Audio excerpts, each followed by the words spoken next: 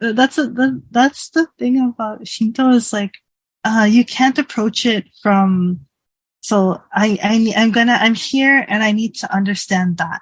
Like, you need to go there and like start from the roots up. Otherwise, it's impossible. And like, kami is one of those words because it's well, according to my knowledge and research, from other scholars in Japan, that word is like super, super, super old. It predates the Japanese language, probably like 10,000 years or longer. Imagine yourself under a starry sky, around the warm glow of a sacred fire, where speakers gather to share their wisdom and insights. Creating a sacred space where all are welcome to warm their hands, here are your hosts, Caitlin Stormbreaker, Saranth Odinson, and Jim Two Snakes, discuss spirituality, mythology, animism, and culture around a virtual sacred fire. Welcome. Welcome. Welcome. Welcome. Welcome. Welcome. Welcome. Won't you join us around Grandfather Fire? Hail to the Vatir of water, the Vatan Vatir. Hail to the spirits of the oceans. Hail to the fish and the plankton. Hail to the whales.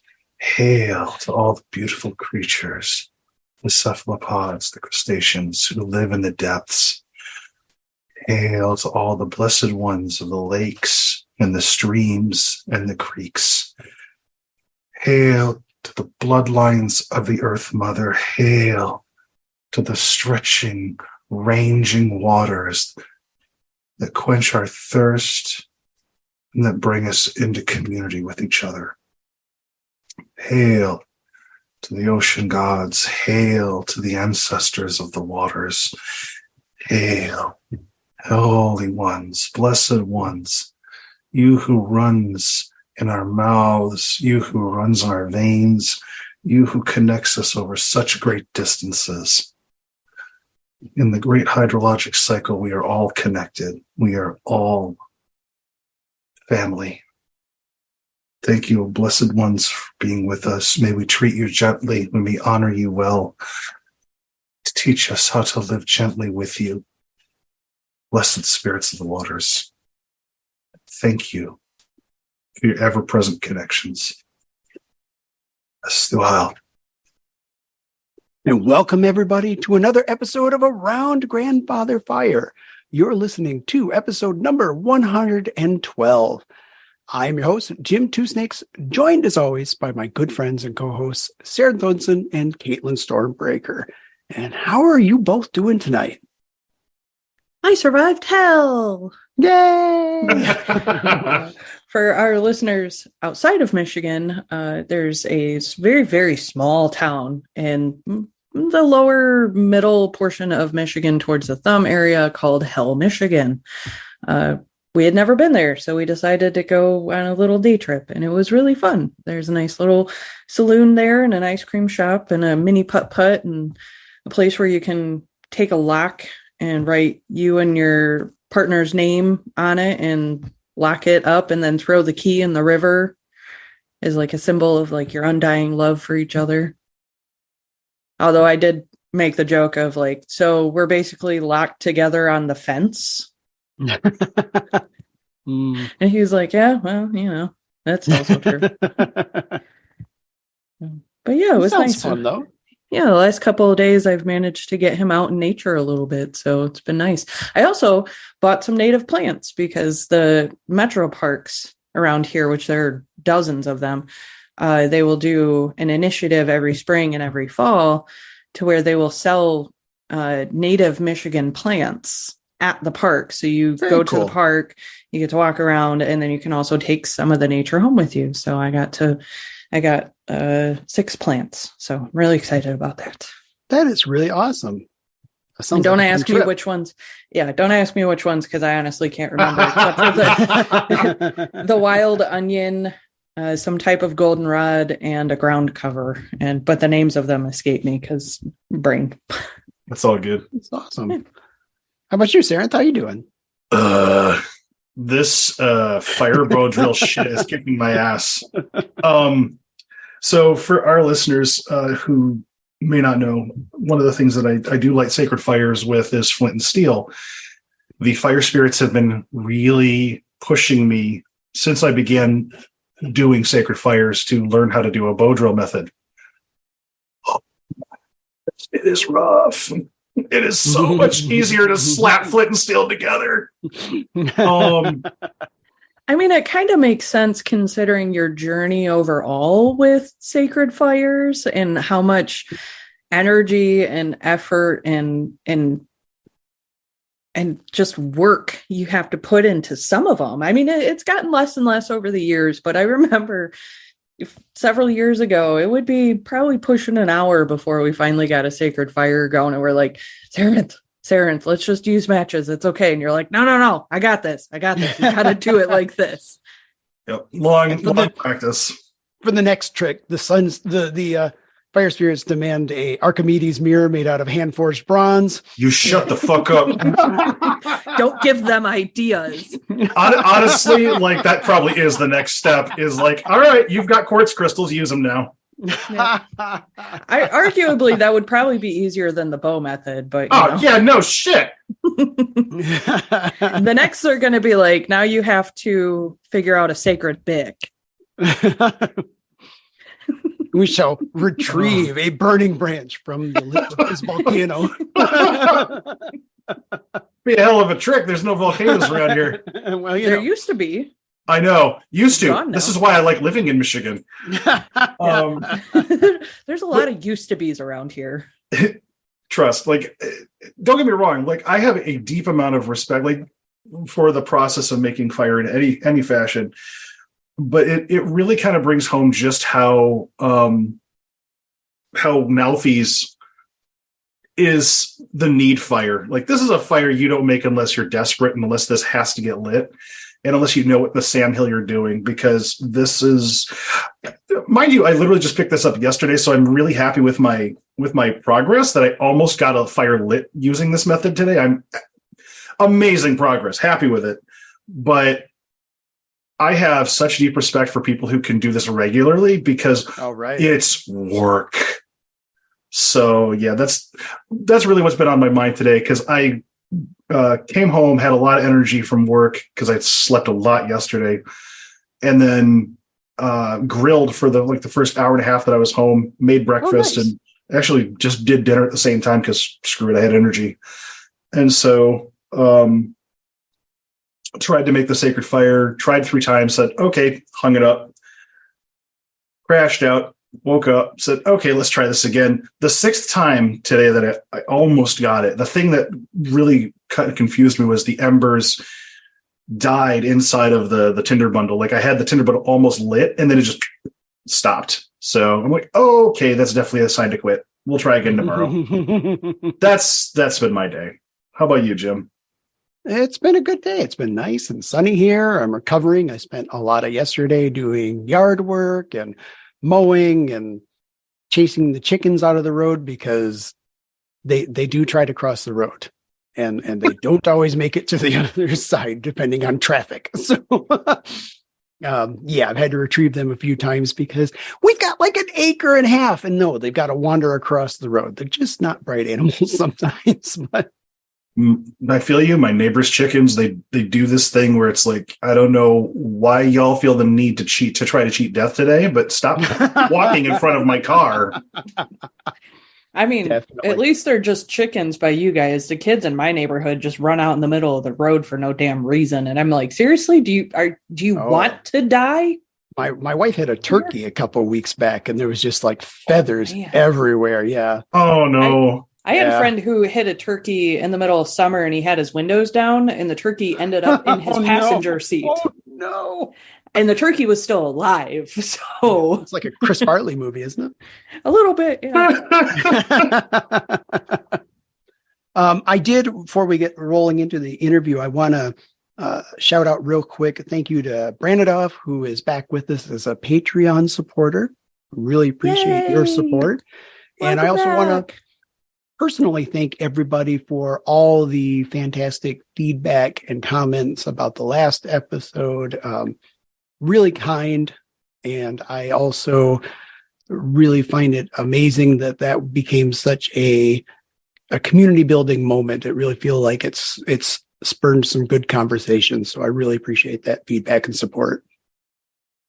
Yeah, it's just another reminder of why I love our community so much, because the three of us try to be as open and inclusive as we possibly can. But I think sometimes we remove ourselves from that open inclusivity, which is kind of silly because our community was built because of us and we should feel like we're involved in it. But to have it be said and have people come forward and be like, I understand where you're at and I support you in this, and say such nice things that they did, was even for us, it's a public platform and it's our show, and we say what we want to say, but it's still strangely hard to be vulnerable on it sometimes. But I think that's one of the things we do well. So yeah, basically just saying we love you guys. You're awesome. Yeah. Yes. Thank you so much, as always, to our community.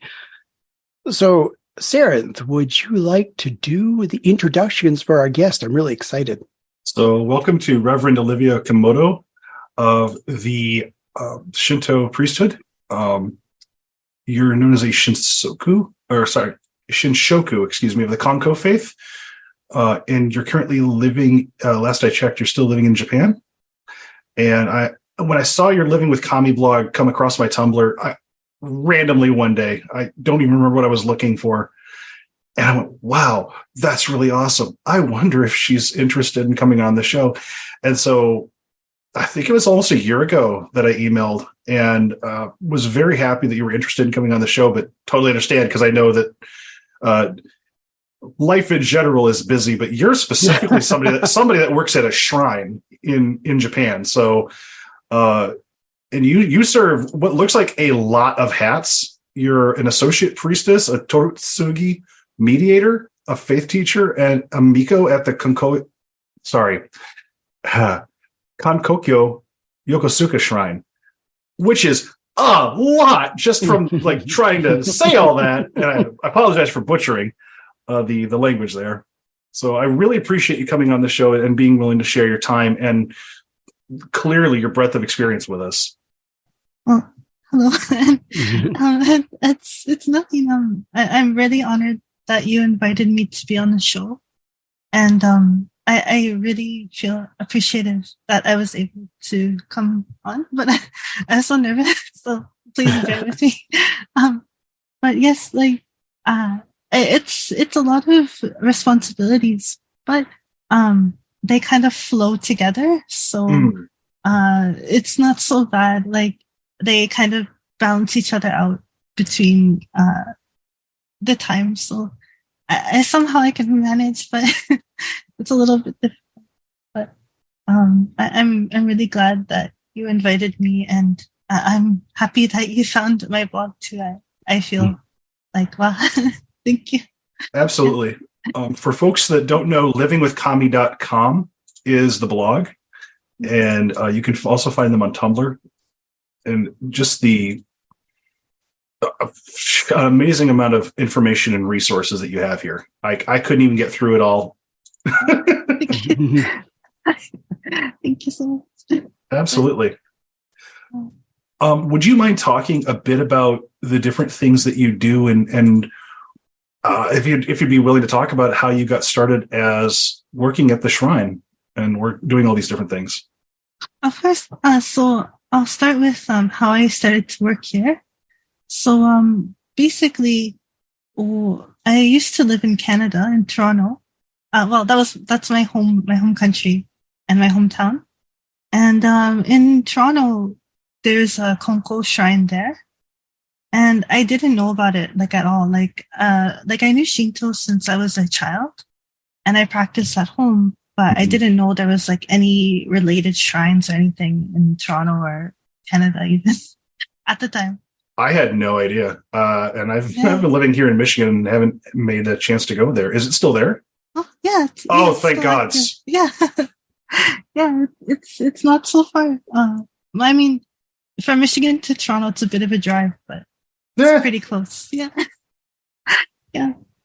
So, but yeah, so I didn't know at all, but just by chance, so back then, right now I'm 30, but back then I was 18, and I was coming home on from school, like high school, on the bus, and I was just because usually I took the train.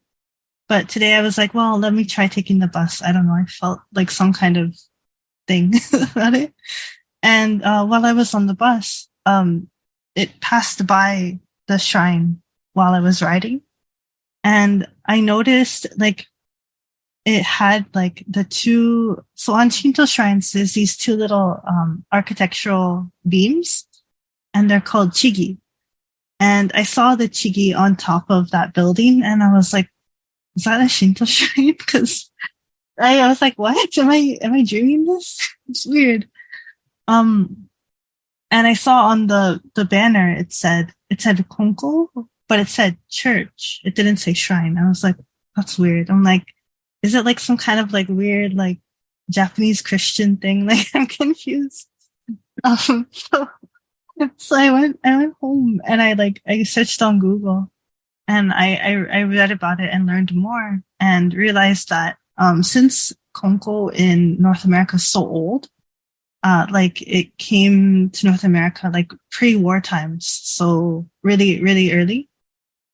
And a way to not only assimilate to the culture, but also translation of the word we use in Japanese, which is kyokai for Konko churches. Mm-hmm. And I'll explain it later. But basically, they translated it to church or sometimes like fellowship or mission. And that's why there's that like weird translation because it's from such an archaic pre-war time trying to assimilate into American culture. And so I learned that. And I also learned that Konko faith is Shinto. It's like part of the Shinto umbrella. So I was like, oh, well, that's so interesting. And then I went and made an appointment with the Reverend there. His name is Reverend Takao Kishi, or Kishi Sensei. And he explained to me about Konko faith a lot, and I learned more and more. And I started attending the ceremonies and learning more and meeting new people. And eventually, over time, maybe a few years into practicing and visiting, maybe about like 4 years and 5 years in, at the time for me, I was really, really dedicated. Like I was feeling a strong pull and appreciation for the faith and the values it holds. So I was really passionate and I still am, but at the time, like it was really something important to me and it was like a really big focus. And I was, after a lot of attending to like, they would hold like conferences and learning events and things like that, like around North America. And I would try to go and learn and study lots. And eventually, after a few years of that, one of the head ministers or the head priests of the Vancouver Shrine, he asked me, like, would you be interested in going to Japan to learn more and train about the faith and possibly go forward to become like a priest or a minister? Would you be interested in that? And I said, well, like I was surprised. But I felt it was also kind of like a calling or like a pull. So I said, well, might as well try. And if I fail, then it's not the right time. And if I manage to go ahead, then I'll do my best. And so I went to Japan in 2015 and I did the training, both the minister training and the general learning of the faith, like the history, the culture. There's a lot of things involved because in Shinto, it's not just religion. It's like also you have to know like all the Japanese cultural background and nuance and history because they're intertwined together. So there's a lot of study, a lot of practice. And eventually I somehow managed to gain approval and ordainment, and it was really humbling.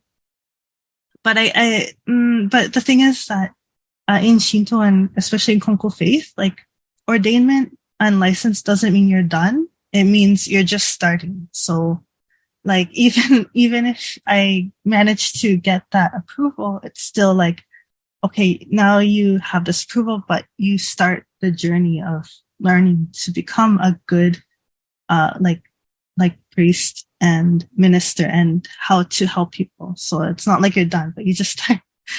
But yes, so that's what happened in 2015. And then in 2017, I want to say like a few years, I was serving the Toronto Shrine. And 2 years later, I was having more connections in Japan. And I was connecting with my partner. His name is Masufumi Kyoto. And so we were like connecting more. And eventually he offered me to stay here at the Yokosuka Shrine to also to serve the shrine, but also kind of like live in Japan and, you know, have a feel of life here for a year. And I came here on a working holiday visa. And I tried to work here in Japan and see the difference between a shrine in Japan and a shrine in Canada. And eventually, there's a big difference between people and like culture and so many little things that you take for granted, but they're big things when you notice the difference. So, but yes, I spent a year here, working, training, living. And of course, during that time, me and Masufumi sensei became closer. And eventually we became into a relationship, and I decided to stay here in Yokosuka. And since then, and of course, we got married in 2018, but I'm just shy. Congratulations. Yeah, thank you. Yes.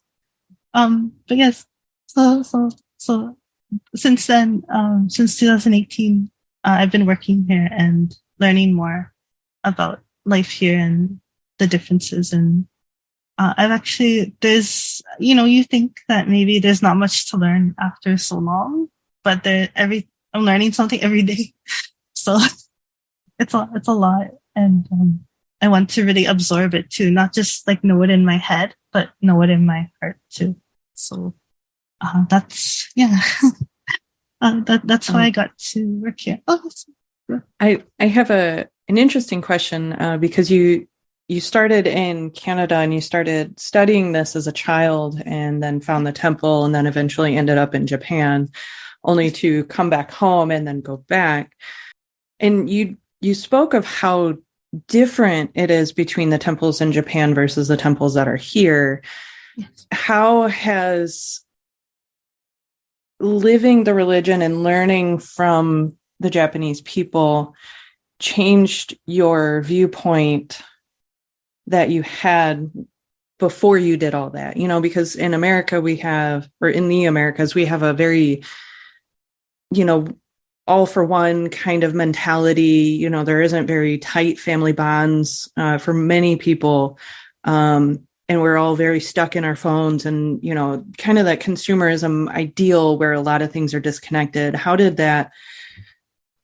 What did you keep from that culture and bring forward with you into Shintoism and to the temples over there versus what have you brought from Japan back over here when you did return to the Americas? Thank you so much. That's a really good question. So I think like you said, the biggest difference is that what I noticed between here and North America, or what the Western world, or I don't know how you want to say, but definitely that there's a difference between like a sense of individualism, which isn't bad, and the sense of community, which is good, but also has its faults in Japan.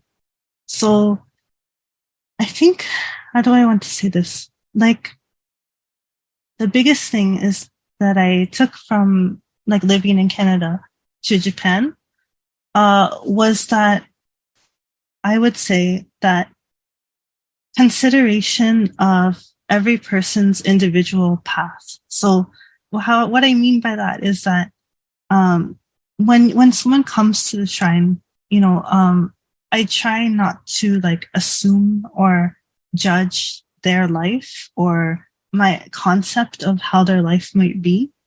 I don't try to have any like preconceived notions or even expectations that they should follow certain ways, like cultural ways. So, for example, if they come to the shrine but they don't know how to do a certain thing or they don't like act super polite or something, I'm not gonna be like, oh well, they're not educated or they're not proper or whatever. I'm not gonna think that. I'm just gonna look at them like as a person, like just get to know them from the base up, So I feel like that perspective is really helpful because especially in Kongo faith, it's a faith about, focusing on helping people with their personal troubles. So of course, to know the root of someone's troubles, you have to know the root of who they are and their perspectives and their life and how they experience and view things. So I feel like that was a really valuable, precious like lesson I try to keep. And the other thing that I gained from Canada, North America, is that it's not as deep, but the sense of like, I guess the sense of like putting yourself out there in the community. So, in Japan, a lot of people are very like introverted, like they keep to themselves. Not everyone, but generally speaking, like everyone likes to just stay in their own like bubble or space or, and there's not really a lot of like reaching out or opening yourself up or things like that, or reaching out like online or like, having like, I not really like promotions, but like, just getting yourself out there. And so when I came here, I noticed the difference between like here in Toronto was that like here, like it was kind of very like all the members were more like, long-term members or like, not members, but like worshipers, they came here all the time. But I wanted to reach out to like the general broader community and online too. So that was another benefit or not benefit or like good thing that I took from like the culture I grew up in. So and likewise, something from Japan that I wanted to bring over to Canada, North America. So this one's a little bit more complicated, but basically, so when I came here, I had an idea that like the different faiths in Shinto were kind of like their own thing. So and like Christianity, for example, there's like Catholicism, Protestantism, and all the different branches. And then Buddhism too. There's like Zen Buddhism, like Tendai Buddhism, and so on. And I kind of like categorized them, like, okay, this is that. And honestly, for a few years, like I thought that's how it was like everywhere, but it wasn't the case. For example, like in Japan, if you say like I'm such and such faith, like most people be like, what do you mean? Like, what do you mean your faith? What? They can't understand what I'm trying to say. Like it's weird. And even if I say like I'm Shinto or like I'm Konko, they're gonna be like, like what do you mean? Like because the thing is that religion or a concept of religion is totally different here. People say that like maybe Japan is like atheist, but it's not true. It's more like it's not all true. Like it's more just like the concept of religious identity is based on what you do or like where you go to. So it's like I go to so and so shrine, I go to the temple here, and that's how I pray and how I practice my religion.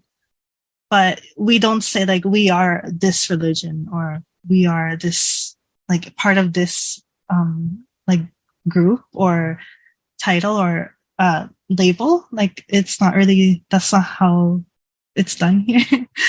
Like I noticed. So it's a little less of this is what I am and more of this is what I do. Yes, exactly. Okay. Yeah. And it's like, and it's the implication that what I do is who I am. So your actions show you or show who you are. So it's like that kind of thing. So it's kind of like inferred that if you go to that temple, then of course you believe in or like there's something about Buddhism that it calls to you. Or if you go to the shrine, there's a reason you go to the shrine, whether it's cultural or personally religious or spiritual reasons. But those personal reasons aren't really talked about. It's more just like you kind of like absorb it. You're like, oh, I see. Like you're kind of just like subtly knowing the person, but not directly knowing them. So it's kind of more like that kind of atmosphere. But of course, like if you're close to someone, you can talk about like your religion and your beliefs and your feelings strongly. But if you're just like acquaintances, it's not like you don't say like I'm Buddhist, I'm Shinto. It's like I go to this temple, I go to the shrine. So, and very interesting. I hadn't thought about that because I wonder if that's part of the Western part of expressing our individuality of, like, or almost like advertising ourselves, that the proclamation of our faith is so important to us. Sometimes probably to some people, the proclamation is more important than the actual actions, which I had never really thought of that as being so much of of the Western culture as opposed to other faiths where it's more based on the actions and where you go. I find that really very wholesome that you're defined by what you do and where you go more so than any proclamation standing on a hill sort of thing. Mm-hmm. Yeah. I really like that too about the culture. I found it also like wholesome and moving. It's like I really like this perspective. It feels more natural, and for me too, like, I used to be more like, okay, I'm this and other people are that. But when I lived here, when I'm living here more and more and more, I realized like labels are just, or separations and categorizing. And maybe it's good for other religions or other situations, but for Shinto, is really shouldn't do it at all because it makes things really confusing and really complicated, and it takes it out of context so much. And I had to correct my own mistakes too, because I used to write about my experience in that categorizing way. But nowadays I'm trying to move away from that and change that view and be like, here in Japan, it's not like that. And so I want to bring that feeling back to North America, back to Canada, because I feel there it's very like way more like this is like our shrine and this is their shrine and like this is our kami, that's their kami. And I'm like, no, it's not. It shouldn't be like it's more connected than we realize. And especially in Japan, like no one ever thinks that way. Like especially because like priests from like for example, like priests from like a Hachimen shrine can serve at like the Inari shrine, and like even like I know like there's some Konko shrines that help serve the local like Ebisu shrines and so on. So it's like just all more interconnected. So I really want to like teach that and show that way, like back across the pond, so to speak, because I feel that way is really good when, as a way to form community for an already small community overseas. So rather than yeah, yeah. Rather than trying to break us up more, I want to make people feel more connected, and not feel like, oh, we're different, things like that, because it's really not the case. So, yeah, I hope I explained that well. But yes. Yeah. So, one of the things that I found really interesting when I was taking courses on religion back in college, one of the things that was really vexing for a lot of folks trying to explain Shinto is trying to explain what in the hell the kami are, because it's a word that can be a stand-in for gods, for spirits, for energy, it's so funny because so many people are like kind of throwing their hands up going, it's untranslatable.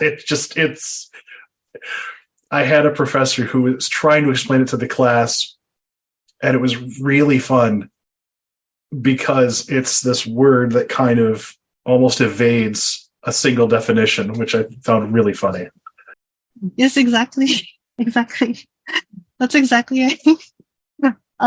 Honestly, it's that's the thing about Shinto is like, you can't approach it from, so I'm here and I need to understand that. Like, you need to go there and like start from the roots up. Otherwise it's impossible. And like, kami is one of those words because it's, well, according to my knowledge and research, from other scholars in Japan, that word is like super, super, super old. It predates the Japanese language, probably like 10,000 years or longer older. It's a very old word.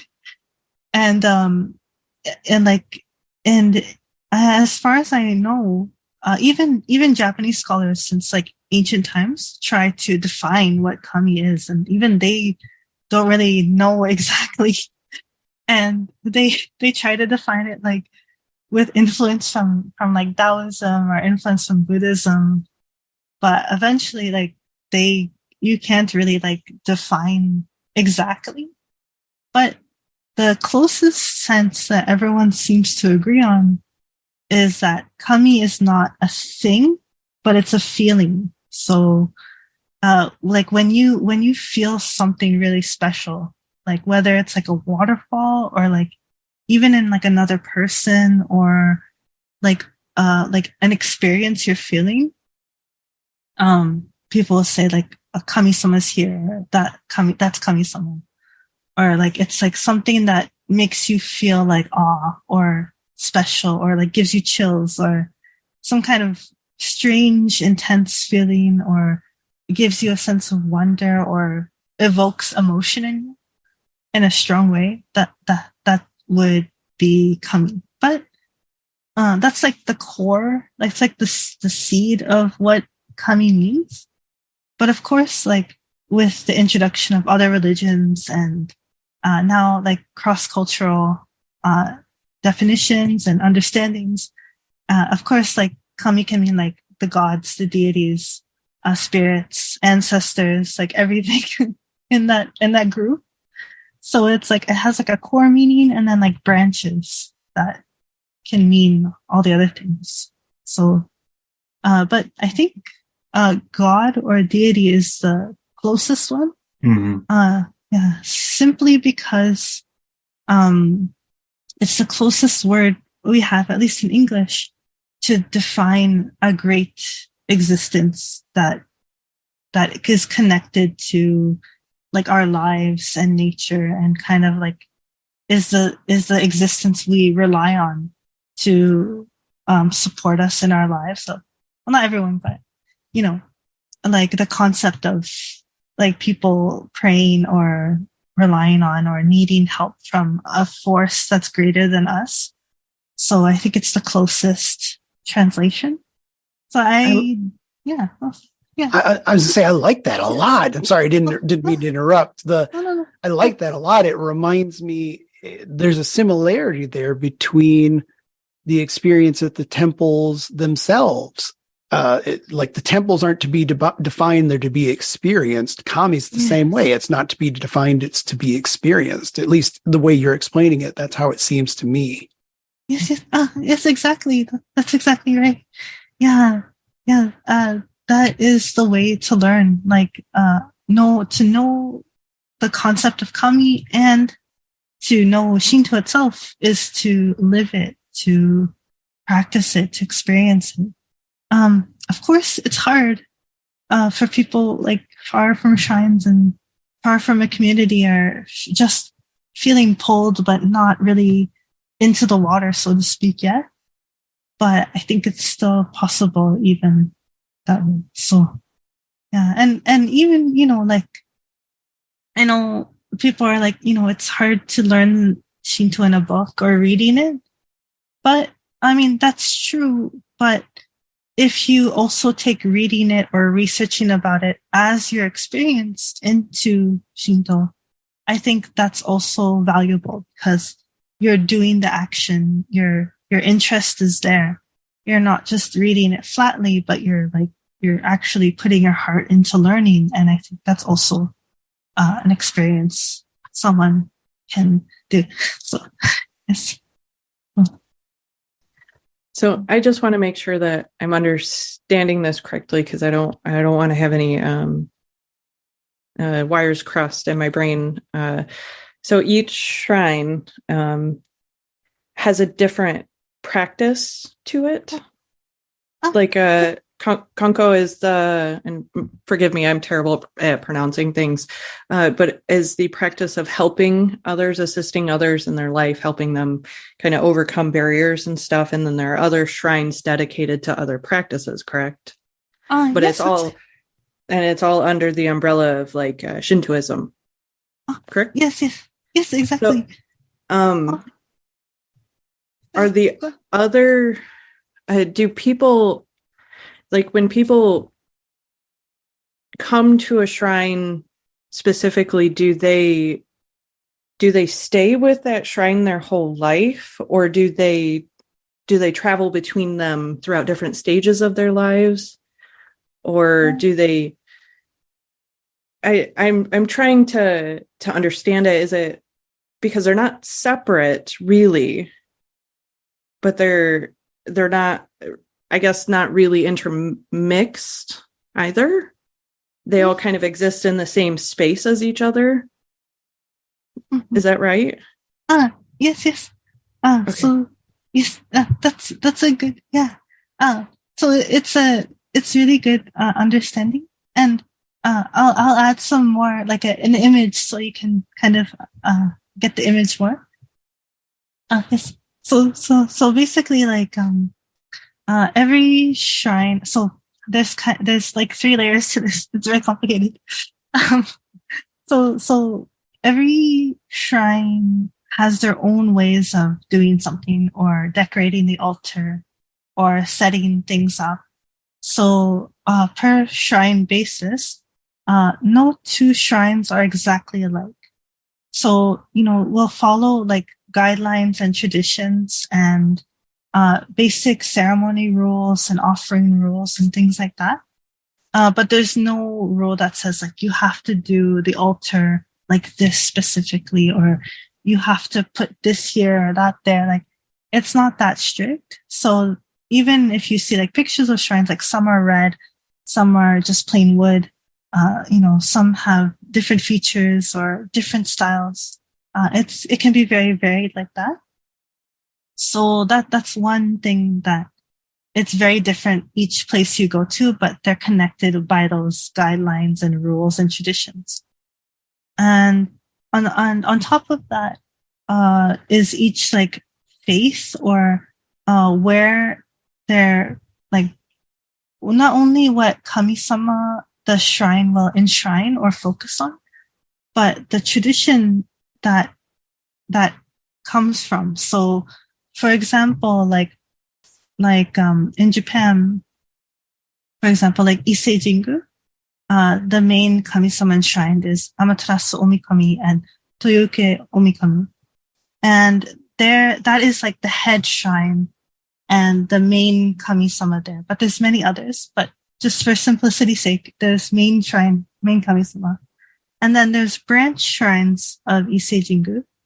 And those branch shrines usually have a certain name, like for example, like Shinmei-sha, or Shinmei, or like something with Shinmei, or, you know, some use actually like Issei in the name, or Jingu, or something like that.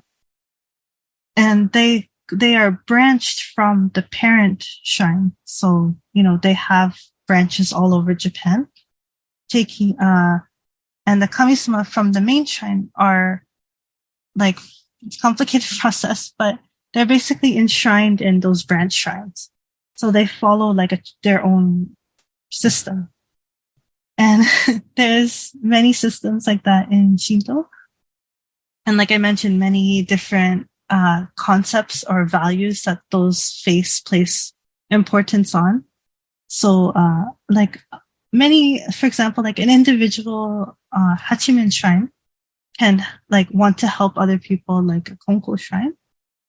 But the main focus, of course, is on the divine virtues or abilities of Hachiman or Kami-sama. So like, you know, many people will be into sports or like wanting to overcome a challenge because Hachiman or Kami-sama is related to war. But war translates into sports, competition, victory. So things like that.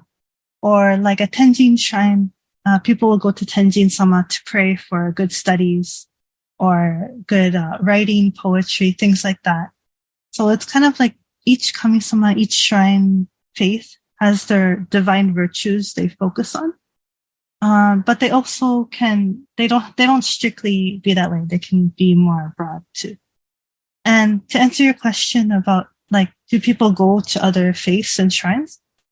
Yes. So like, no one is restricted. Like, there's no conversion. There's no like kind of like baptism system. There's nothing like that.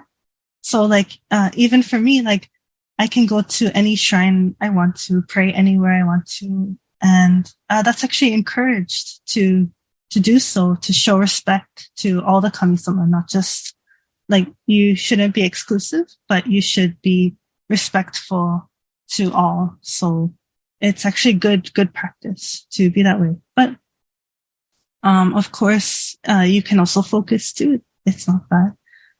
And for most people in Japan, most people will just pray to their local neighborhood shrine. So, you know, most people don't give so much thought about like, oh, I'm going to pray to this kami-sama or that kami-sama. Like they just like, okay, this is the kami-sama of the neighborhood here. And I'm going to pray to them and ask them for help. Unless it's like a big situation, like health or studies or something big going on, maybe people might go to like a specific shrine for that situation. But most of the time, people just pray to their local shrine or sightsee bigger shrines. So it's not so strict, and you can like go freely between them. And what connects them all is basically the traditions, the rituals, the practices, the kind of rules, like the rules how to do ceremony offerings. I say there are rules, but even those can be kind of different sometimes. So it's just, the thing is that Shinto is so old. So it's like hundreds of years of building up the faith, the practice. So there's a lot of variation. Actually, my partner compared it to sushi. Like, you know, like there's no like one true sushi. There's variations. I like that. Yeah. That's awesome. Yeah. I like it. I liked it too. Yeah, there's like, you can't say like, okay, the real sushi is like salmon on rice. Like no one says that. It's just, but you know the food is sushi because of the basics, you know, like it's fish and rice and the vinegared rice and how to make it, you know. So that's kind of the same with Shinto, you know, there's the basics that you know makes it Shinto, but You don't have to like do the like it's only this. It's not that way. So yeah. I'm listening to all this and I'm thinking, I'm just struck by how similar this is to polytheism, animism, as I've seen it practiced in our communities, where there are some people who will dedicate themselves entirely to the worship of one God. And then there's some folks who will like worship an entire group of them. And then they'll do, I'll take this God from this pantheon or culture group. Yeah. And their altars are freely mixed, but they'll still have some basic orthopraxies, like I don't leave rotten food on the shrine, that kind of thing. But it's like really basic rules of conduct. It's not like I must absolutely always and forever believe X, Y, or Z about this God or have this relationship with them.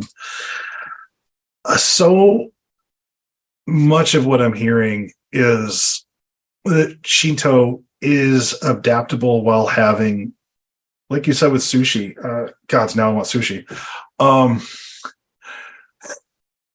That the basics are relatively easy to pick up, and the depth of practice is where you take it. Yes, exactly. And I'm glad it's like that. When you said that, you made me realize, and I want to say that Shinto, it's not only exclusive to Japanese gods, so to speak. So like Shinto is just the way of living to respect and honor the kami like around us, and that includes foreign, like quote unquote foreign kami. So there's actually I know that there's a shrine like up in Hokkaido at a ski resort, and they enshrine like Skathi and everything. But, that's amazing. Yeah. Uller and Skathi, yeah. Oh gods! Now I got to make a trip. Yeah. That is so cool. Yeah, I was so shocked. I was like, whoa, like I didn't know that. Yeah. And it's because skiing is not it's not a Japanese sport or tradition. So the person who made the ski resort, they were like, well, which kami-sama should protect here? And they're like, well, we need the Norse gods, so they enshrine. And I love how practical that is. I really appreciate that. Yeah. Shinto is very, very practical, and well, we don't have a god for this thing, so let's just borrow from these over here because this kami already exists. So we'll just plunk her down here. And I was going to say, isn't Hachiman actually Hanuman? Oh yeah, in origin. Actually, well, or am I missing that? Oh no, yeah. So there's various interpretations of origins of kami-sama. Mm-hmm. And yes, that is one link between Hachiman no kami-sama, and Hanuman and various other kami. Yes. Oh, that is so cool. Yeah. So it's really interesting. And yes, even historically, there's for example, Benzai Ten-sama. She's like a kami-sama of flowing and poetry and waters. She's literally just like Saraswati from Hinduism, just like her imported to Japan, but because she was imported so long, for 1,000 years, she became completely Japanese kami. So most Japanese people don't know she's actually a Hindu goddess, but she really just is her, directly. Oh, that's cool. Yeah. See, now I'm curious as to what it's going to look like up in Hokkaido in 1,000 years with, how would you construct the name for these gods in Japanese? I'm sorry. Also, do you mean like a translation? Or? Yeah, like maybe Uller and Scathis instead of the kami of that area. Oh, as far as I know, right now they just have like their names in like katakana, which is like Oh, that's cool. yeah, like the direct translation. But maybe if it was like 1,000 years ago, they would try to so kami names are more like descriptors, so they're very descriptive. So maybe something like like I don't know, but something with like winter or strength, or using these kind of aspects of her to describe. Oh, that's really neat. Okay, Yeah. so that reminds me a lot. In Heathen, we have this concept called heti, which are poetic kennings. Oh, yes. So it sounds very similar, very interesting. I like that a lot. Yes, exactly. Yes, I like it.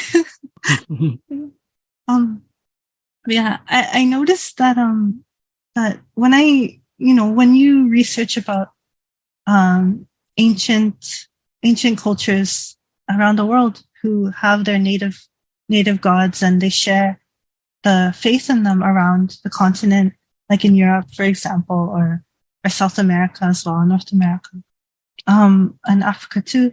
I notice a lot of like the same roots of humanity, like how we feel close to these presences or forces.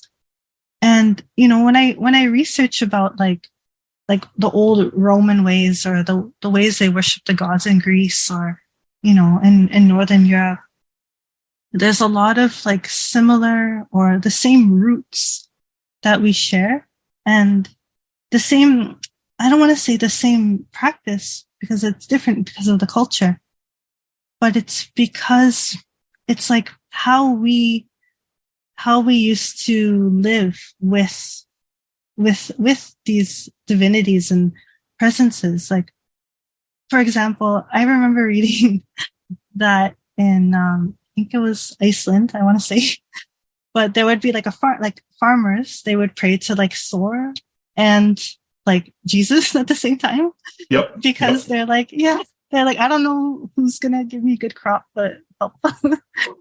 And that's like the same like practice in Shinto. Like a person, like a farmer might be like, I don't know who's gonna help me, but please, like, any like kami-sama, like I pray to you to help me out. So it's not like, it's the same kind of practicality and daily living, that it was less of a constructed like set of beliefs what everyone had to follow, but it was more like, these are our traditions and our culture, and these are the ways that our gods taught us to do things, and how we honor them, and how we live with them day to day life. So I love that way of living, I guess. Like, I think that's a really good way to live. So yeah. Yeah. Actually, so that leads very naturally to my next question, which is, with Shinto being so connected to language and culture, we've talked about the kami coming into Shinto, but what about people themselves? So a lot of our listeners are interested in various forms of spirituality. If they were attracted to Shinto, if they felt like they were being connected or called by the kami, or just were interested in those concepts, do you have any thoughts on how does Shinto feel about people from other cultures looking at that practice, and what is a good way for outsiders to approach it? Yes, thank you. Yes, so basically, as with most things from Japan, the key word is like assimilation. So in Rome, do as the Romans do. So that's like the core of not only Shinto, but most things with Japanese culture. But that doesn't mean if you're not like genetically blood Japanese, you can't. So it's not that. But the thing is that if you do come, or someone who's not connected to Shinto or Japanese culture and has no idea, like just blank slate, they absolutely are welcomed and encouraged to come participate, pray at shrines, learn more, to pay respects to Kami-sama and learn everything.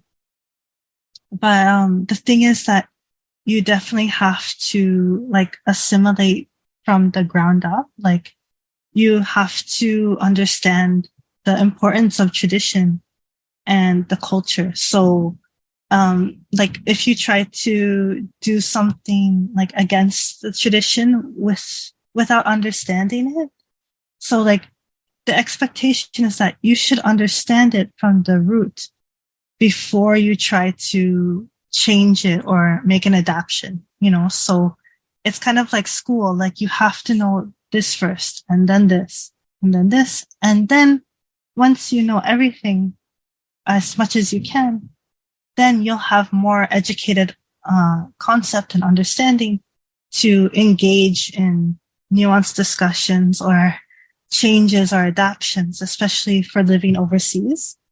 But basically, first coming into it, it's good to start from the bottom up. And for Shinto especially, it's so like I said before, it's so old. It's so rooted in the culture. It's so rooted in the language. Like we're saying about the like kami, even that just one word alone is so loaded. So people who come into it should really be prepared to kind of study Japanese culture, study Japanese language, really understand the historical nuances, connections, history, and not just because like you have to. Like it's not like if you don't do X, you can't do Y.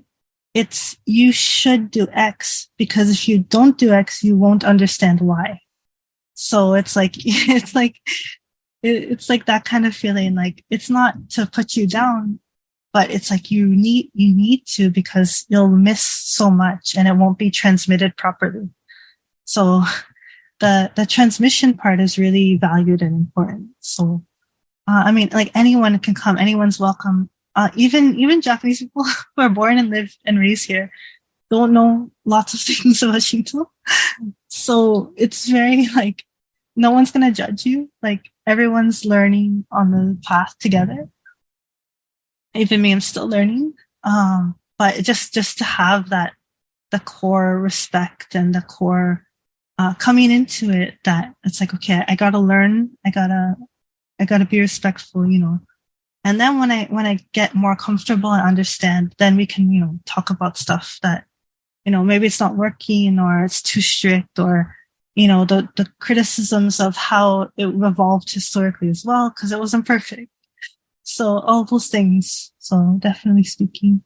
And another thing I should mention is that there's a big difference between coming into Shinto via like the Japan, like directly through the Japan connection, or going through like a North American connection, because there's definitely like a split, especially post-war. So unfortunately, in North America, Japanese diaspora weren't treated well, and there's a lot of heavy history there, a lot of heavy baggage, a lot of pain and trauma. So, coming into it when you're in North America, it has to have that extra layer of, respect and understanding. And, even if like, I know that some people in Konko Faith, for example, they say that we aren't Shinto, like we're not Shinto. And the reason for that is because Shinto, in terms of what it was in World War II, is very different than what it is now in Japan. So the idea, like when I say Shinto, the idea for like an elder in North America would be like imperialist, nationalist, all this like bad stuff. Well, it's in a corrupted way, how it was misused and used for propaganda and war. Whereas if I say Shinto in Japan, it's like completely different, more open, as it is, but the viewpoints are split, and there's that nuance to consider as well. If you're living in North America and getting into Shinto, and connecting with the community, it's important to remember that history as well, like the World War II, pre-war, post-war, that kind of situation as well. But nowadays it's better. Like it's more, getting back to the roots of what Shinto really is, away from the war image of nationalists, like Koka Shinto, like a state Shinto kind of thing, more away from that and more back into what it is in Japan, just worshiping and revering the kami, their day-to-day lives. So, yes. Thank you. That does help, because I was curious, because, and I think that you did a wonderful job of summarizing, because the key is assimilation and appreciation, not appropriation. And I think as long as people are keeping that in mind, it sounds like it's going to be a very nice path if they choose to participate in it. So thank you. Oh, you're welcome. Thank you. And yes, even in practice now, there's like many people from all over any background, culture. They participate in the shrines in North America, and there's no troubles. Everyone gets along, and I think the best ideal image or example is like in Hawaii.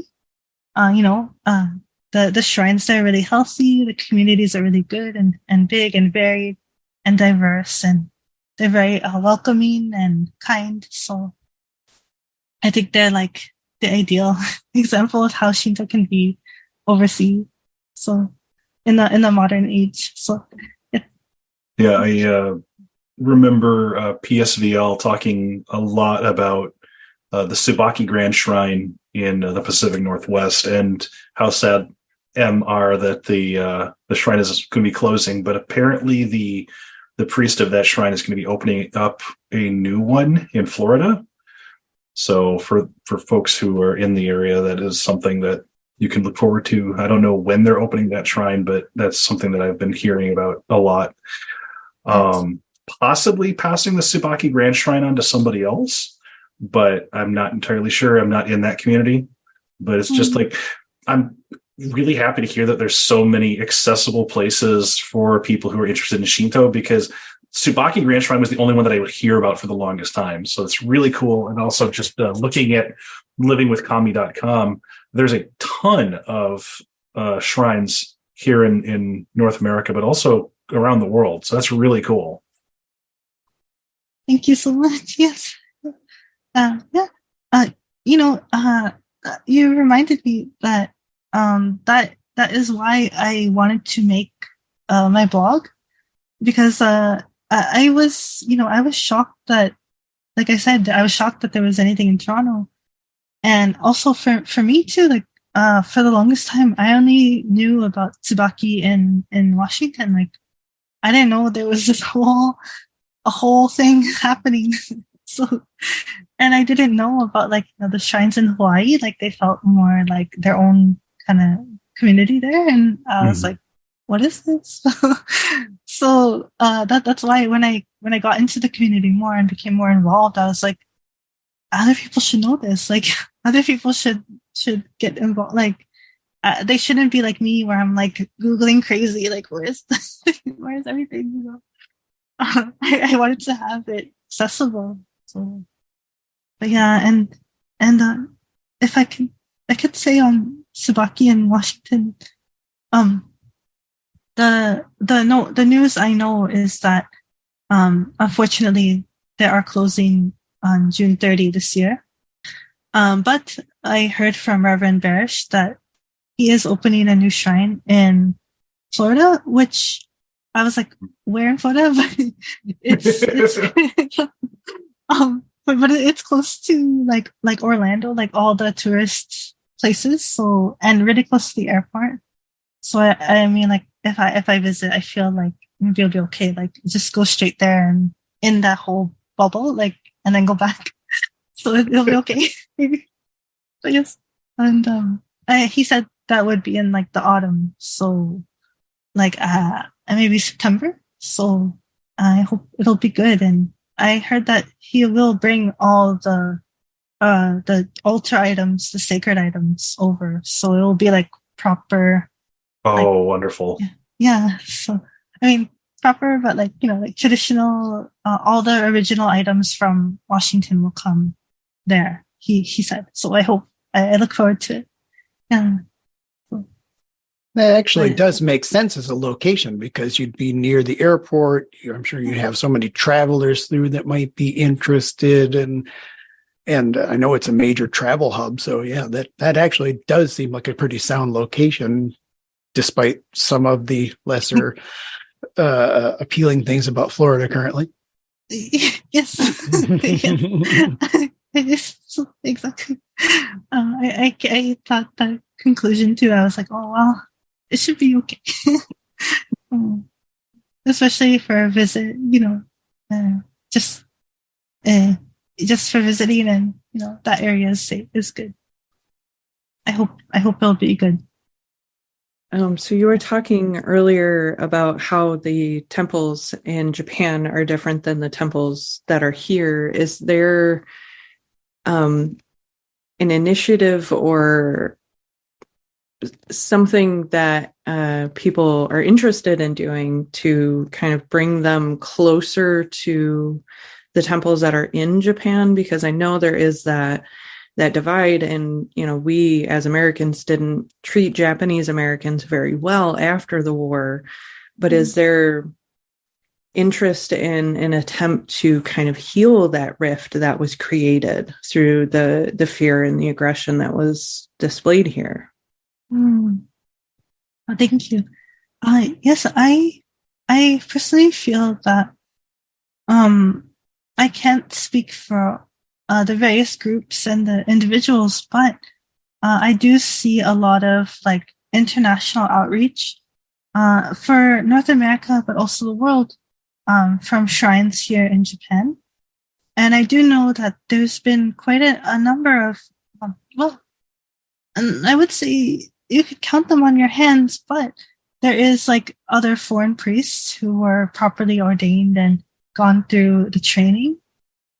I mean, of course, like, there's many, I would say maybe like 10 or a little bit more, but that's not because of restriction on Shinto side, but more just the language barrier and the financial barriers, and the difficulty of the training is the biggest barrier. But I do know that from many people I heard in the Shinto sphere that they want, more international outreach. They want to share Shinto around the world and have that connection.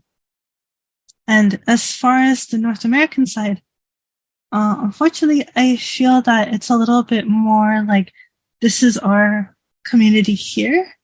And there is, of course, a link to Japan and the parent shrines there. But it's not as, like it's more like focusing on this is our community here, and we'll focus on the people who need us here, rather than trying to kind of branch out more. However, like I've noticed that way for about like 10 years or so, but maybe lately I see like a little tiny shift. Like I feel like there's been more like outreach a little. Maybe I feel like it's been, how do I say, like the catalyst has been like the pandemic. So ever since the pandemic, like more shrines are trying to be online or offer like omomori, like amulets and stuff like online, shipping around the country. I've noticed that change in the last 2 years. So I think it's changing. So definitely on the Japanese side, there's definitely trying to be a link. And on the North American side and overseas, it's like budding to start, I feel like more connecting, not just the local community, but around North America and to Japan as well. So thank you. That's really awesome to hear, especially to hear you talk about how important the roots of the tradition itself is. And to hear that the American community is maybe just starting to kind of find that outreach, that reconnection to where their tradition came from, that it kind of warms my heart a little bit. And I'm excited to see where the religions of the world are able to take root, where they kind of go outside of the barriers and kind of, I don't want to use the word infect, but maybe bloom or bud within other communities in the world, and kind of watch it like draw people together and come closer as, you know, a whole community. So that's really cool. I was just curious about the connections that might be starting between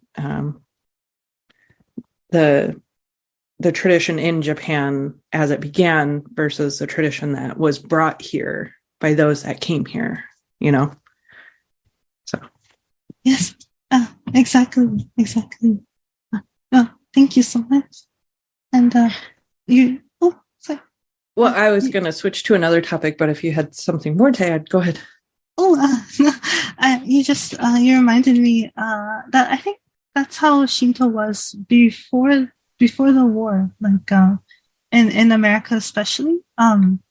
There was like a really strong connection, and even a lot of shrines in when they settled in America, they tried to enshrine not only the Japanese kami that they traditionally enshrine, but like local kami. So that would often take the form of like historical figures that were respected, or local like for example in Hawaii, I remember, excuse me for not remembering, I'm sorry, but I remember, I think to this day one shrine still enshrines like the king, I can't remember his name, I'm so sorry, but Kamehameha. Yes. Thank you so much. Yes, yes. I believe that at least historically, they did enshrine or invite his spirit to use the shrine as a place people can pray to his spirit to show respect to the island. So, I know that enshrinement of non like for in so let me sorry, so enshrinement for kami not, or deities and spirits not part of Japanese culture, it's kind of a tricky gray area.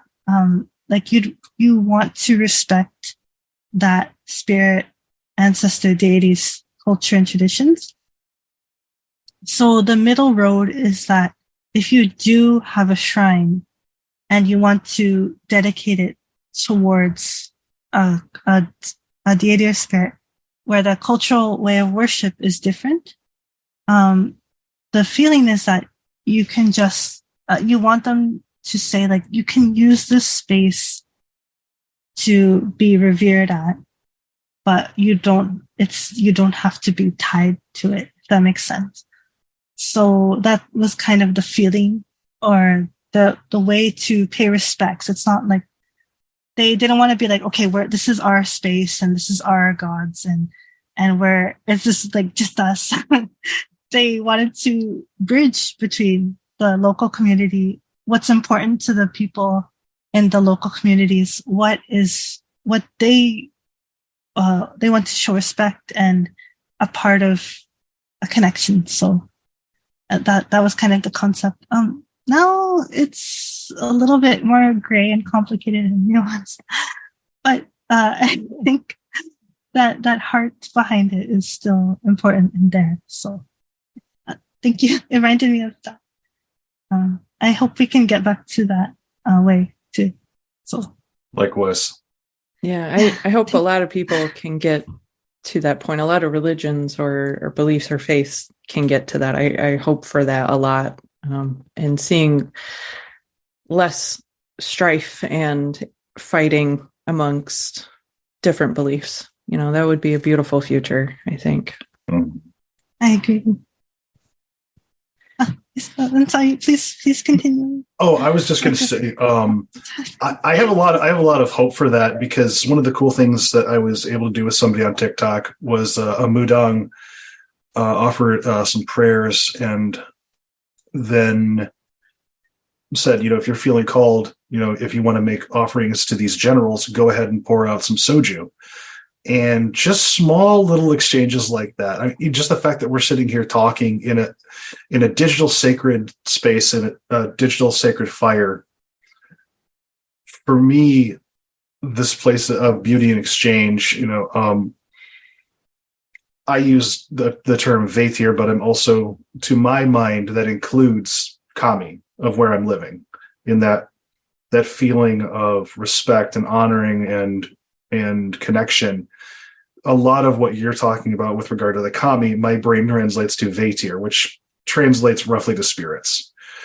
And we're part of them. So there's not this separation between, the Vatir are over there and we're over here. Nah, we're all part of this soup.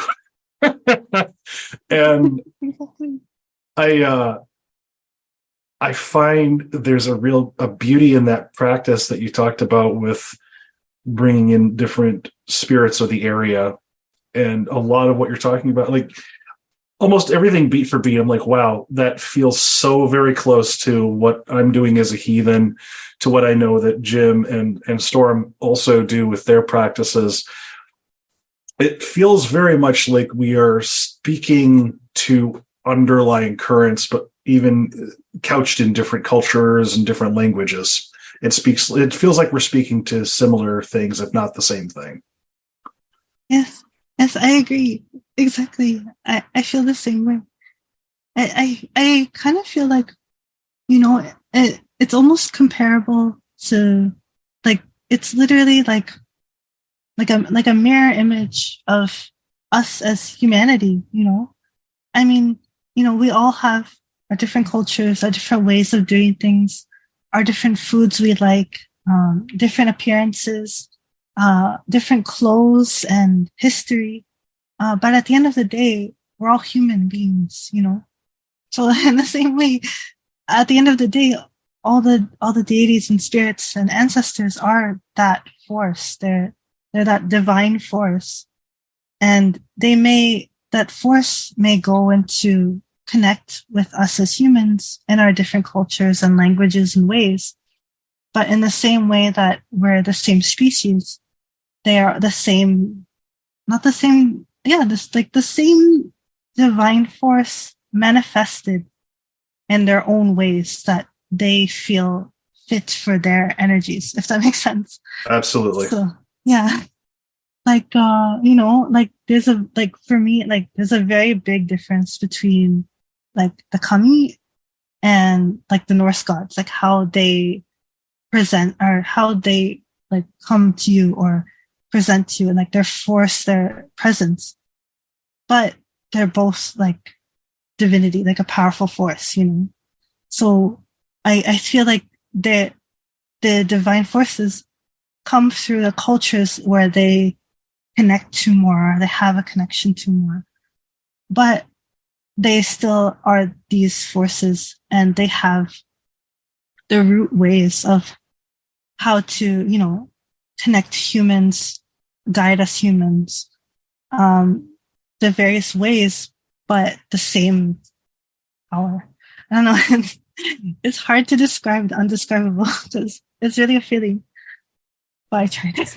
I think you did a very good job trying to explain something that we don't have vocabulary for. We don't have the words to explain what we all know and feel out there and what we feel from the gods. But yes, I agree with you in the sense that all of the gods from all the different religions and cultures and traditions all come from the same cosmic goop that's up there, kind of like all of our DNAs are either similar or very similar. We all have red blood in our veins. We all have hearts that beat in our chest. We all need oxygen to breathe and live, and we need water to sustain our lives.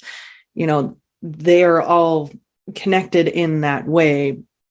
where they differ, like where we differ, is between our cultures, our landscapes, where we lay our head at night and where we make our meals and families and stuff like that. And that's Yeah. a very cool way to think about, I think. I like. Thank you for that perspective. I like the statement that the spirits come through the culture or to the culture that they most relate to. And I think maybe that is kind of a key to a lot of things that we're seeing within various spiritual and religious spaces, is because the cultural appreciation and exchange because of the internet are faster and more robust than they have ever been. I mean, it wasn't so many years ago that in the United States and North America, you probably wouldn't have been able to find a sushi shop. And there was people that had never heard of pizza and things like that. And that exchange rate is now so fast and so strong that it makes sense to me that while I might not be part of your culture, I can now see more of it than I ever have. And that appreciation would lead to spirits being able to communicate with me easier as well. Yes, exactly. I feel the same way. Like, you know, before maybe it was limited to just like your region or the people you met, but now we can meet people, like you said, like just instantly, like us right here, where we're like connecting from like crazy distances, but we can do it.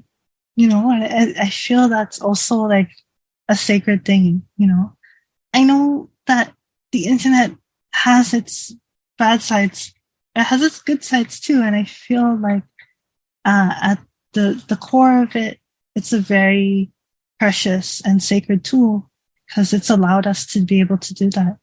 You know, allowed us to connect and allowed us to make the world more connected and see that we are different, but we also have the root connections. So, you know, it's like respect the differences and appreciate them, but also understand our connections too. So it's both, you know, it's not like, it's like we have to treasure every difference, and they're all very sacred and precious. And I feel like it would be sad if we lost those differences and uniqueness. But at the same time, we can't get lost in that and think we're inherently different. We're inherently connected, but we have to appreciate those differences too. So it's like that balance is really hard, but it's very important. So, you know, it's like everything in nature, you know, like there's going to be very different flowers, you know.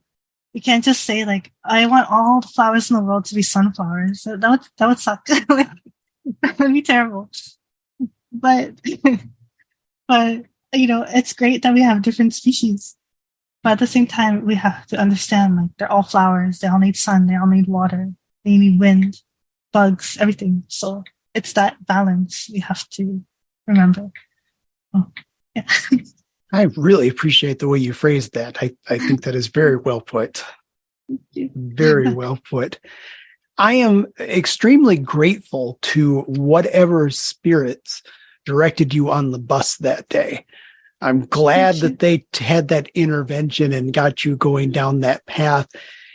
Since that time, you were raised Shinto, so it might be maybe it's a good question, or maybe it's not. Was there a moment where that faith was kind of reaffirmed in you? Did you have like a big aha moment where you knew that going into the priesthood was correct for you, or it just felt like it was connecting together? Was there a moment like that?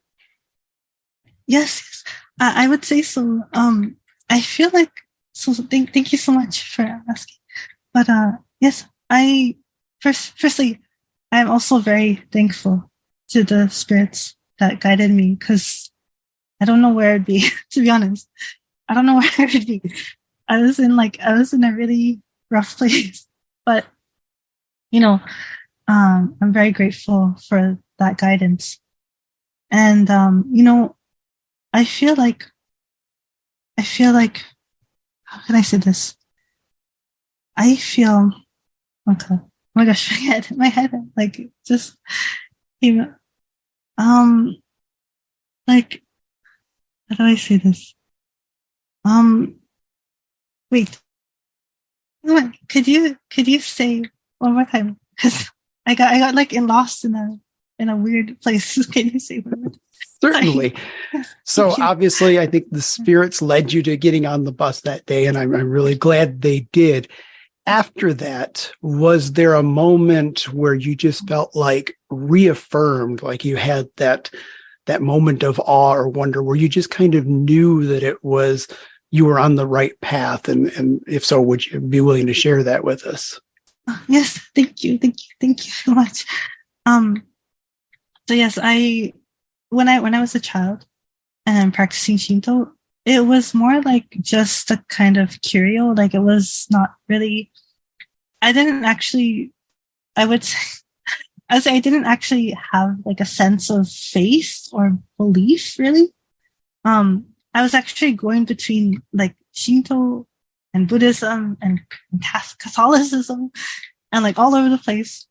Um, but I didn't really feel like any kind of like pull or real connection. I mean, I did, but it was outside of like a traditional path, if that makes sense. But when I did get called, at least I felt I got called, and I started practicing. I really felt not only when I started to learn about it, like on paper, like the way like Shinto, um, but also just I kind of felt like it was the right way to go.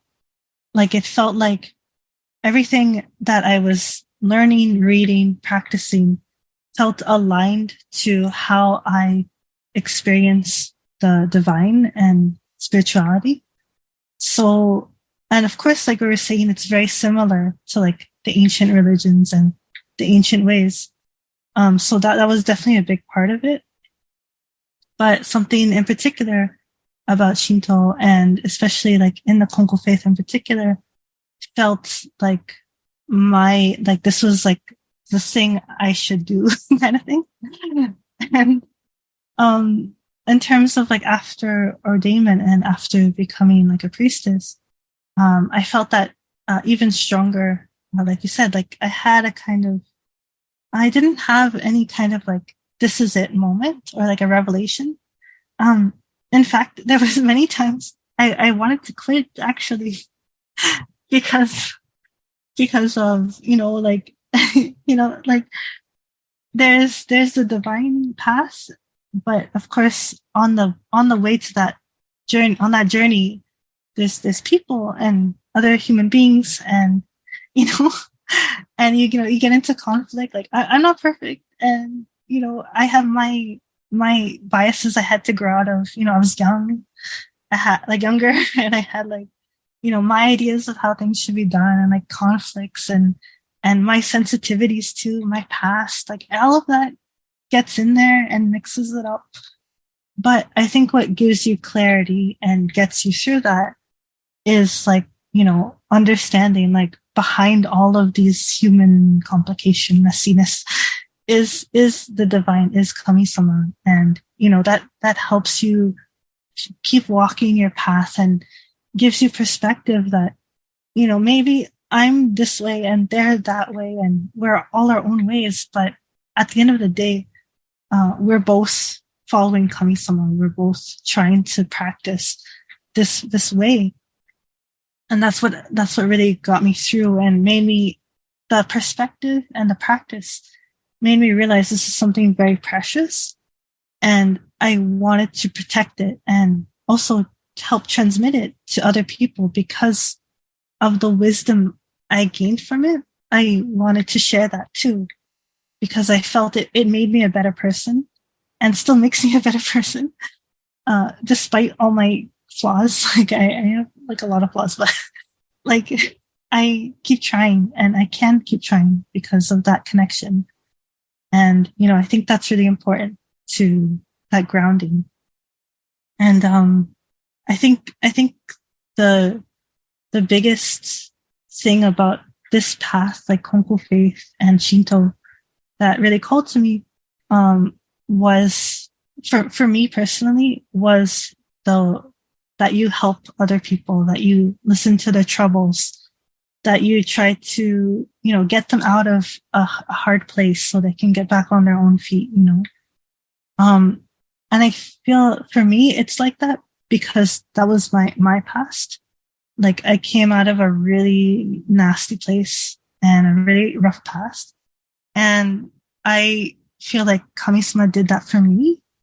So I want to do that for other people too, because I know what that's like. And so I feel like for me, that's why I ended up here for now, at least for now. Like, I don't know where life will take me, but this is like the path I'm on now. And I feel like that's why.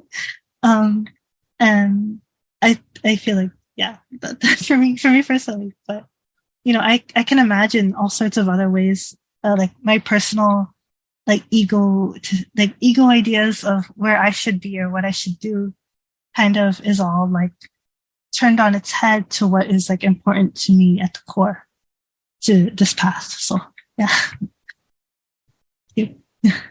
That is wonderful. Thank you so much for sharing that with us. And I think a lot of people who find themselves in a difficult position in life, like really just that dirty, gritty, grimy aspect that life can tend to have at some points.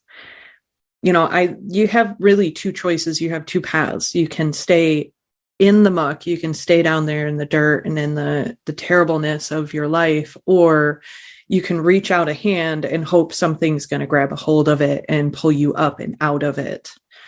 And I'm personally very grateful you did, because I have really greatly enjoyed this conversation with you. And I'm grateful that your path has led you to our podcast, because I wouldn't have ever been able to talk to you before today. So I'm very grateful to have you here.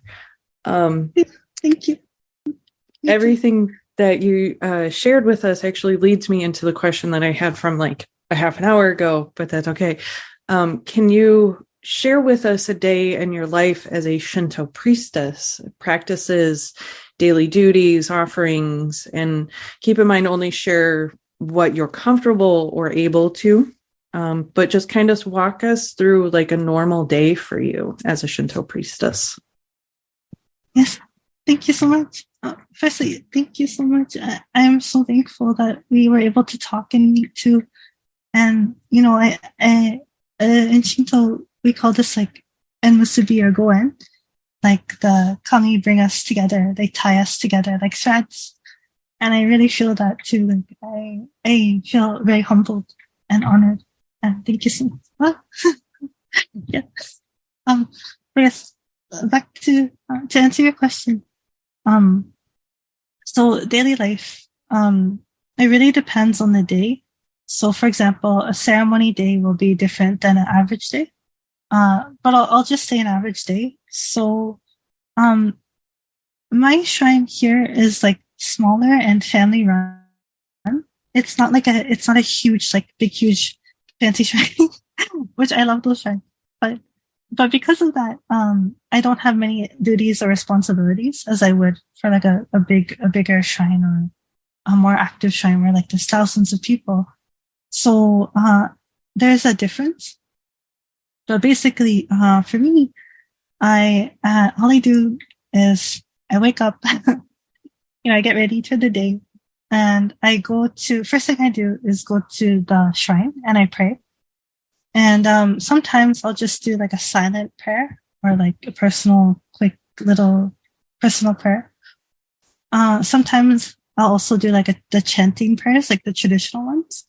And you don't like for Shinto, praying is not about the way you do it or what you say.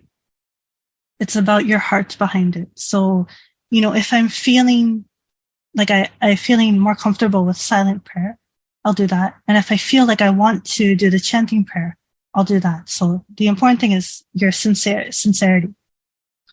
So I'll do that. And then I'll just kind of go about the day, like, make sure everything's in order. If I am opening the shrine, after praying, I'll open the doors. I'll unlock them and open them. And then I go and replace the offering of water, which we call goshinsui. So, you replace the water offering, and then I put it back on the altar, and I pray to Kami-sama, be like, please accept the offering of water and thank you for today. And I do the same at the ancestor altar we have. And after that, we have like a prayer book on this place in special to Kongo faith called the Okekkai, or the place where you do mediation with Kami-sama. It's like, I can explain later, but basically it's like a very special place where you listen to the person's prayers. And in the prayer book, the Gokinencho, I'll write down today's date, like, for the record. And then afterwards, that's pretty much it. After that, it's like just, doing either like daily chores, like cleaning, if it needs to be done, or just kind of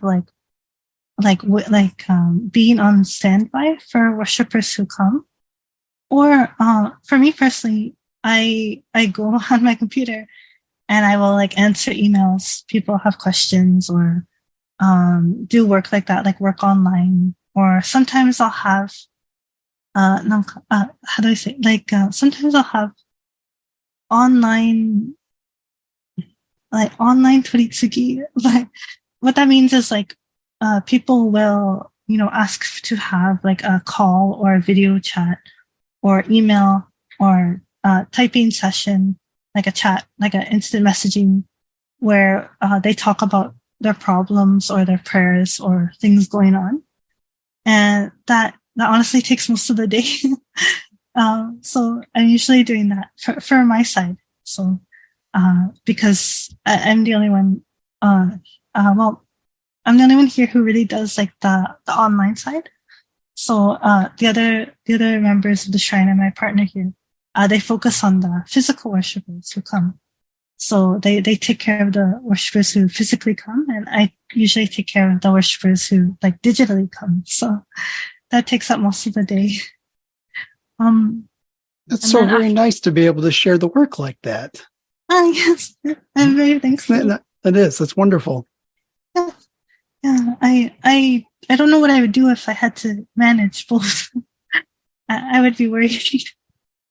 Yes, I would try. I probably wouldn't sleep, but I would try.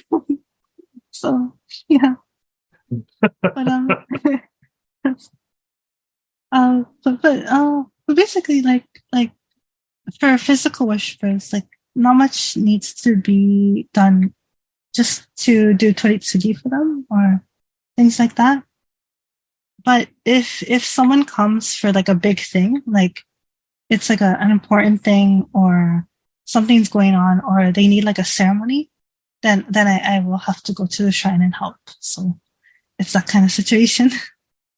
And so yeah, the day can vary. Like it can be like, you'll never know what will happen, like expect the unexpected. So, sometimes we've had people come here at like 2:00 in the morning, like just like really like in a really bad place, and they just need to come, and we have to open the shrine. We can't just, we don't say like you can't come, like they have to see like Kami-sama. So we let them in. But that's rare, of course, but it happens. So, you never know what a day will bring, but the day opens like that, and the day ends with the same way, just close the shrine door, lock everything, and then, close the altar lights and pray to Kami-sama at the end. Say like, thank you for a nice day, or thank you for the day.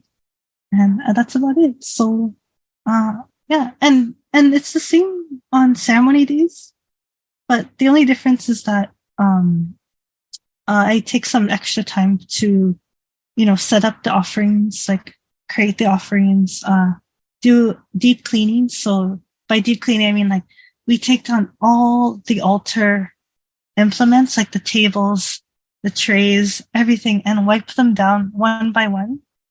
Nothing is not cleaned, and like do like a deep cleaning. And usually we'll do that the day before the ceremony, or 2 or 1 days before. We take everything out and then put it back. So those are the extra work. But otherwise, it's just mostly attending to the worshipers. So that's the biggest thing. And also on ceremony days, even if no worshiper comes, we still must do the ceremony. So it doesn't matter if like not a single person comes. We have to take everything down, clean it all, do the offerings properly. Like you can't just be like, oh, no one's coming, so I'm gonna make it like lazy. Like you can't do that because it's not to impress people, but it's for Kami-sama. So that's why we have to do properly and sincerely. So yeah, so that's basically a kind of day in the life. Yes. Thank you for sharing that. That was beautiful. And I know it. Some days it probably isn't, but to me it sounds very, very peaceful in a way. Yes. Yes. So that's lovely. Thank you for sharing. I will point out to our listeners too that the Living with Kami website has some wonderful photos, and I noticed that you also have on there a reading list, links for beginners guides, shrines outside of Japan, all kinds of interesting things there. So I do encourage everybody to check the website as well. Thank you so much. Thank you. So with that being said, is Living with Kami the best way to reach out to you? Are there avenues that you would prefer if somebody is interested in maybe reaching out and talking about like how you said you do most of the internet worshipers and people coming to the shrine? Is there a way that people can reach you through that if they were interested in that? Yes. Thank you so much. Basically, the best system that I feel works is definitely please contact me at my email first, which is the same like livingwithkami@gmail.com. So it's very simple there. The reason I do that is because so years ago I used to just have it like you could message me or DM me like on any social media I was on. But the problem is twofold, was that if my phone notification is going a lot, it's very difficult to focus on the other work. Like if I'm doing toritsugi for someone and my phone is going crazy, and like I can't help. I find it hard to focus, and it's not good. It's not right to the person asking for help. So what I had to do was basically I mute everything except for my email. And so the email will always come in first. And then from the email we can talk and introduce, and then whatever platform you feel comfortable with, we can like schedule a time to talk then or connect that way. So I feel like that was the way that works easiest for me. That I can not only works easier for me, like, but what I mean is I want to be there properly for everyone who comes. I don't want to like do it half-hearted or be like on my phone, like, yeah, like I don't want to be so like weird like that. Like I think that's not right. I feel like that would be insincere. I don't want to just like randomly text someone when they're like pouring their heart out to me, I don't want to do that. So I asked them, I want to do it right. Like I want to, please email me. We'll have a time, do it right. We'll make a real connection. I not only for me, but for them too, so they can know that I'm serious about it. I'm not just like flaky or doing it for some weird reason. Like I want to do this for them properly. So it sounds like to me your work is a living toritsugi. in Oh. living mitigation. Well, thank you. I mean, I want to try to do that one because I I feel like when people can connect to kami-sama, they have that foundation. So like, how do I say? Like, that's like this. So if you connect to Wi-Fi, you have access to the whole internet. And in the same way, if someone connects to kami-sama, they have ways. So whenever they're in trouble, even if they can't email me or they can't contact me, they have that connection with kami-sama that they can turn to kami-sama if something's going on, you know? So basically, like my role as Toritsugi mediator is kind of like a gym trainer. So like, you know, you go to the gym and you can do it by yourself. But if you have a trainer, then it makes it easier to get into the flow and what works for you. So that's kind of my duty is not to be like the only connection. Like you can only connect to kami-sama through me. Like, no, that's not my job. My job is just to facilitate your own connection with divinity, with kami-sama. So it's your path to walk, and I will help you so you don't, like, if you fall down or like you can get up, like you keep going, you know. But really, that's all I'm doing is just like being a facilitator between the person and their own connection. But I'm not like, no way, like never ever can you ever think as a Toritsugi mediator that you're like their savior or something, like quote unquote.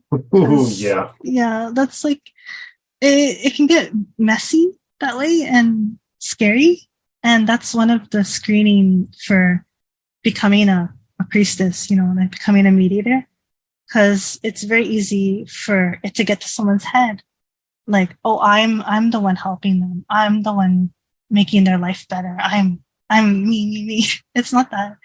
It's, I'm just here to guide you, like push you to kami-sama. Like, not push you, but like just because you want to connect.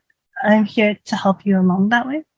Mm-hmm. But that's all I'm doing. Like if you're helped by Toritsugi, it's because of kami-sama, like not me. Like I didn't do anything. I'm just here. Like I'm like the little like messenger bird. Like I'm just like tweeting between.